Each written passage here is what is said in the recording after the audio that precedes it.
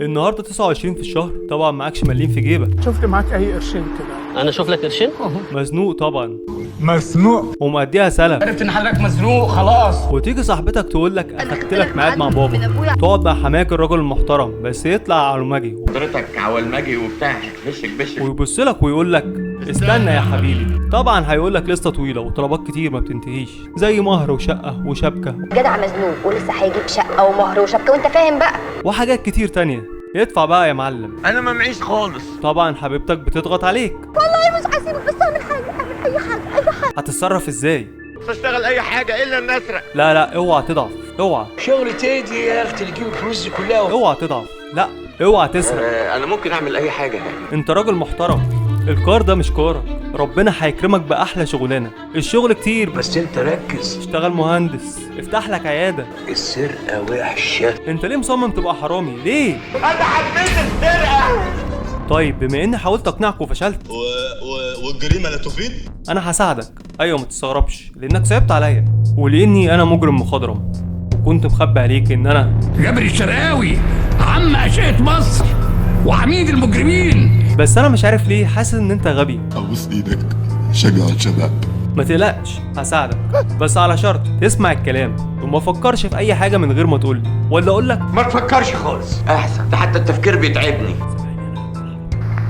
بهمس بعمل لك تيست، بجرب انت سامعني ولا لا، عشان ما تعملش زي كلاوس شميد ومن غير ما تسال مين ده. واحد صاحبي ما تعرفوش. كلاوس ده يا سيدي ليه حكايه. في سنه 95 دخل بنك في برلين ورفع مسدسه وصرخ في الناس ادوني كل الفلوس اللي هنا. ولما موظف كحيان مرعوب ساله احط لك الفلوس في الشنطه، صرخ فيه كلاوس وقال له ايوه مظبوط ده مسدس حقيقي. طبعا الموظف عرف ان كلاوس اطرش وغفله وداس على زرار الانذار، وكلاوس ما حسش باي حاجه لحد ما البوليس جه وقبض عليه. اما قصه عبره صحيح.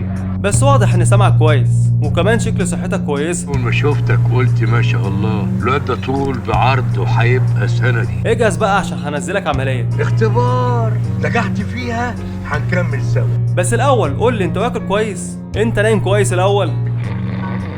هقول لك بسأل ليه، عشان ما يحصلكش نفس اللي حصل للوكاش. مين ده؟ واحد صاحبي ما تعرفوش. دخل يسرق البيت وكان ما نامش. يا عيني اصحاب البيت رجعوا من اجازتهم لقوه نايم في سريرهم. ما زي ما قلت لك ما كانش نايم الا 4 ساعات، وكان جعان واكل فتقل قوي كمان، وغسل المواعين ونضف لهم الشقه اللي كانت وسخه. قال لك احتياطي ما سيبش دليل ورايا. لا والمعلم كان جايب بآلة وكأنه بالظبط احتل الشقه اللي كان رايح يسرقها، وفي الاخر البوليس مسكه واعترف بالسرقه. يا معلم ده انا كنت مغفل قوي. طبعا معكش سلاح، خد المسدس ده. ولا انت هتحمي نفسك ازاي؟ ولا هتمسك لي عصايه زي ديريك موزلي؟ ده واحد صاحبي انت ما تعرفوش. وده دخل يسرق محل اسلحه ناريه وهو ماسك في ايده مضرب بيسبول وسكينه، وطبعا صاحب المحل ثبته بمسدس قدامه، وبرضه البوليس جه وقبض عليه. اهم حاجه في شغلتنا دي الدقه. لا دي لعبتي. انت كده امنت نفسك، فاضل بس تامن طريقه هروبك. بتعرف تسوق؟ والله يعني مش متاكد. نعم يا ابني، يا بتعرف تسوق يا اما لا. مش قلت لك حاسس انك غبي؟ ياه الحاجه الوحيده اللي تاهت عني. الوحيده ده انت تايه على طول. انت بغبائك ده بفكرني بواحد صاحبك على عيبه. لا ده صبي كان عندي، عطفت عليه وانا المفروض ما استعناهوش وما شغلوش عندي حتى ندرجي. واد زي ده حرامي غسيل ما شغلوش ندرج عندي. وكان اسمه مجنجة، كان عيل صغير عنده 17 سنة. شوف النرد نزل الساعة 7 الصبح، ثبت ست بتوصل ابنها المدرسة واخد منها العربية، بس ما عرفش يحرك العربية عشان كانت مانوال وهو ما بيعرفش يسوق الا الاوتوماتيك.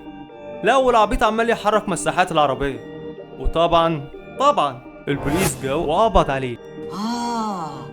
ده الحكايه كده.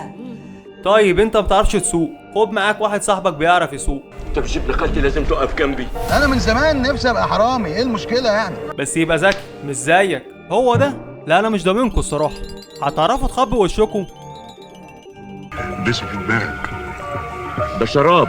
ايوه انا عارف انه شراب، ما هتلبسه يعني في رجلك؟ لا في دماغي. واوعوا تعملوا زي جو ميلر وماسيو ماكنيلي، دول 2 صحابي ما تعرفهمش، ودول عملوا اغبى عمليه تنكر في التاريخ. تخيل رسموا على وشهم بقلم دايم والعمليه خلصت وفعلا محدش عارف وشهم، بس يا عيني القلم الدايم صعب يتمسح وبسهوله البوليس اتعرف عليهم. اسفخت على الرجاله، موقف مغزي. انت كده جاهز وسلمتك العلم اللي تقدر تنتفع بيه في الحياه. بس في ملحوظه رفيعه كده. في ملحوظه رفيعه نسيت اقولها لك. اوعى تسيب دليل وراك ويوم لما تنشن لازم تصيب. انا كده اديتك العلم اللي تنتفع بيه، بس معلش هديك قصه صغيره كده وعبره برضو فيها. مين بقى المره دي؟ ده واحد صاحبي انت ما تعرفوش. لا ولا انا.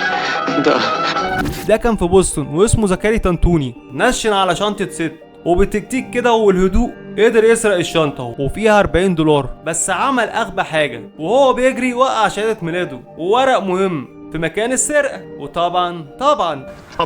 وطبعا زي ما انت عارف البوليس جه وقبض عليه. طيب انت جاهز كده؟ يلا بينا. انا عايزك تروح تسرق، وهبعت لك رساله باللوكيشن بالمكان اللي هتسرقه، وهتجيب لي المصريات بكره الساعه 5 عند كازينو عش البلبل. الو، ايوه يا بوليس، بكره جراده وابو دومه يتقابلوا يسلموا البضاعه الساعه 5 عند كازينو عش البلبل. اسمع محي، نعم يا جدي. زماننا ده ما ينفعش فيه غير الحرامي المستقيم، واحنا عايزين مصلحتك.